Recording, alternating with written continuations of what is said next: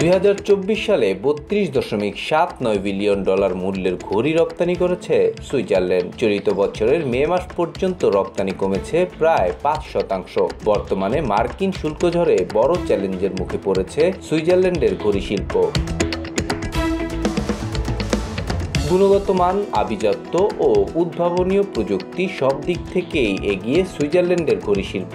বিশ্বের সবচেয়ে সেরা ঘড়ি উৎপাদক হওয়ায় ঘড়ির রাজ্য হিসেবেও খ্যাতি রয়েছে ইউরোপের এ দেশটির।